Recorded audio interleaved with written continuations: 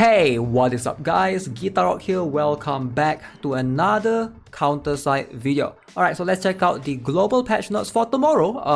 A lot of you guys might not be aware, but we have a lot of updates actually. It surprises me. Alright, I thought it's just a couple of things like Awaken Lee Suyeon and stuff. But yeah, there's more things than I expected. So let's jump straight into it. So yeah, as you guys can see, alright, for the patch notes, so number one, I already talked about this, Awaken Lee Suyeon. Now if you have enough black tickets, you want to pull, sure, go ahead and pull for her. But if you don't, it's fine, wait for a rerun next time. Alright, say for the next one, there's going to be plenty of Awaken units that's coming out as well. So Lee Suyeon is definitely one of the better Awaken that you can have for sure. They even listed down her skills right here. Now we're going to have event episode for May's part 2. Now part 1, I've mentioned before, in the previous one, a little bit less efficient to farm. Granted, there is a there's a discount for Eternium last week, but I think it already ended. It happened for like 2 days or something like that. So if you haven't empty out or buy a lot of important things from the shop, consider farming for the part 2. It's going to be much more efficient moving forward. Now there's also the new challenge mode for May's Lyudmila. This one is going to be extremely difficult. I remember when this first came out in C server, a lot of players couldn't do this. This one is going to need a little bit of certain characters. I will see if I can do it on my global account as well, but it's going to be definitely a very challenging one, a very difficult one for a lot of players. Consider this to be like, if you can't beat this, it's fine. You're going to miss out for about 100 or 200 quartz, which is not that much, but I think this is going to be quite hard. The challenge mode is something that a lot of events are going to start having soon. Alright, so Danger Close pre-season 3. Okay, so let's have a look. What are the new bosses? So we're gonna have new bosses for Nervia right here. So you can see she's quite similar to Solicitatio, but she doesn't move towards you. She's not a siege unit, right? And you can see Delta 7 and air units attack plus 20% and HP plus 20%. So you can see where Rosaria, Awaken Lee Suyeon, Lyudmila, Evelyn, those are going to be the key characters for that. If you have Lyudmila, if you purchase the counter pass, if you pull for Awaken Lee Suyeon, you will have an easier time than most. But other than that, it's not that big of a deal because Delta 7 is something that a lot of players do have access to. I think Maria is going to be quite key as well to try to tackle this boss. Alright, so consider that as an option. So moving on, at the bottom we have the Tyrant Armor. So Tyrant Armor is a little bit similar to Tyrant, the other one, Tyrant Sword. And this one, you don't need Jushin as far as I know. You just need a couple of soldiers. Soldiers are going to be very important, but you can see Fallen Hawk, they have HP and skill haste. So this one is going to have a mechanic where it's not a DPS check, but it's going to be a hit check. So it's like a hit count check of some sort towards players. Alright, so moving on to the bottom, let's scroll down a little bit. So Awaken Lee Suyeon right now available. If you guys pull this time, you will be able to complete these packages. Now some players come and ask me, hey, should I pull just to complete all of this? This one is actually not that much. It looks like a lot right here, but if you calculate everything, it's barely enough to get your characters from level 1 to level 102 or 104. It's like they are giving you some of the materials back in return. You might think that this is a lot, and you might think that pulling for this character is worth it to get back all of these resources, because right now it's still in early phase somewhat and global is kind of rushing a little bit, so you can feel like you lack a little bit of the materials to build characters. But in the long run, this is just not worth it. You don't have to worry about the rewards that much. Now let's talk about the other banners. Chifuyu is going to have an exclusive banner. Now Chifuyu is something that I recommend everyone to get or to obtain from the selective reroll, because you can choose her from that. If you do not do that, I would highly recommend pulling for her. She's still one of the best strikers until today. Alright, in KR server, in even in C server, right? So all the other servers, Chifuyu is still the better striker.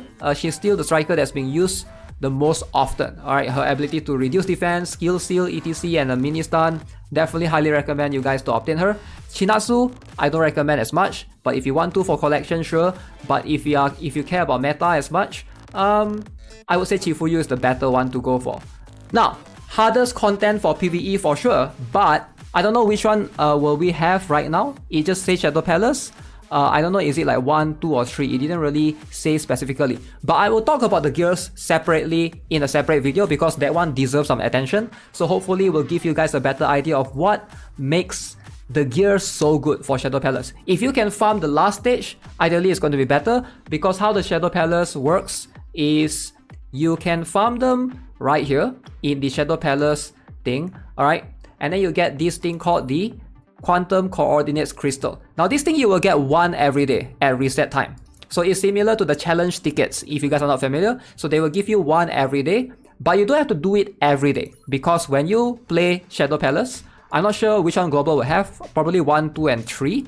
But like you should do the highest one that you can, and you can always stack these 6 times or 7 times. So you only need to do Shadow Palace once per week if you stack it 7 times. But of course, if your strat is not consistent, if you keep losing, you're gonna lose all that 7 tries. So please be very careful. Only stack if you're really confident that your strat is like efficient. A lot of players have this strat that works sometimes but doesn't work 90% of the time. So they go in and they lose all the quantum coordinates. It's such an annoying thing, right? So especially this is not a consistent PvE content, right? It's going to be quite challenging. Now you can see in terms of the thing, what should you buy? You should always buy the golden binaries. Golden binaries is limited to I think it's 50 per month, and then you should always buy the 75% one.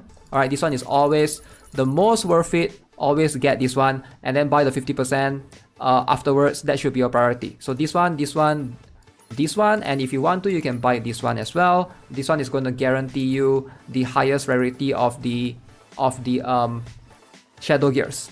But as far as this one, I wouldn't recommend it because this one you can farm. Only use this if you have spare. Now let's talk a little bit about the Shadow Hall, Shadow Palace. Ranking doesn't matter. I wouldn't worry about ranking, it's just for showing off. If you can beat it faster, you will place higher in the ranks, but you don't get like extra rewards like Danger Close, etc. So vanquish the shadows to make. They didn't really mention which floor will Global be getting, but we'll find out tomorrow, I guess. Now time attack, this is something that's more for fun. This one doesn't give rewards as far as I know. Let me see if I can check it. I haven't really do it on my C account as well. It's just there always. So you can see if you complete it, you get like a medal, right? Like first clear, there's the thing called first clear, you get 50 quartz. That's about it. And then you get this gap thing. So basically you're trying to beat the attack using 12 quartz deployment or less. I'm not sure if I want to make guides for this because this one is not something that I can make guides of. It's going to depend on your gear. If you have good gears, you can beat this. If you don't have good gears, no matter what guide I do, if your gears suck, you're using T4 Dante gear that you get from your GuitarRock, then you can't follow my strat because I'm using T6 SC gear, you're using T4 GuitarRock. Like, doesn't matter if we have same units, you get what I'm saying? Like, it's more of a gear check. Similar to Danger Close, it's harder to follow in terms of these strats. It's very gear dependent. Alright, so with that being said, I think that pretty much sums it up. As you can see, it's a good place to test your DPS. Basically, you want to test your character, Gaeun versus Kim Sobin. You can put them in and test it out. Alright, just see who can do more damage overall.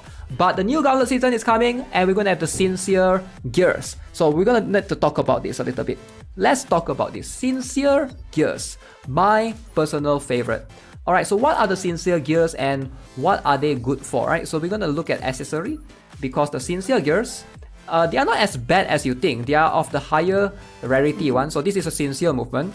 You can see it is quite similar to Inhibitor Gears. Alright, so it has anti-counter damage rest, anti-make damage rest, anti-soldier damage resistance. Alright, and here you can get, unfortunately, the second option, you cannot get anti-ground damage rest, which is kind of sad.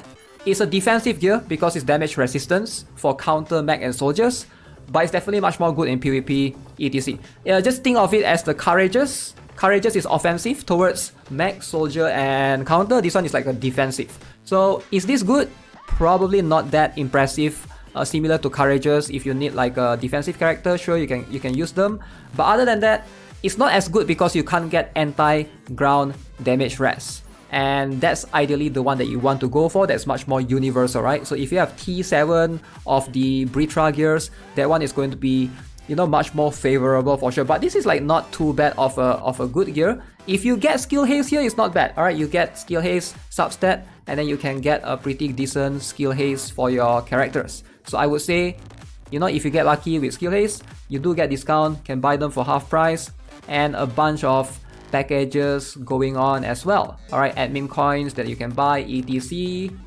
So yeah, you can see plenty of things, plenty of new contents happening actually in global. I'm quite surprised. So yeah, I'm excited for the global server.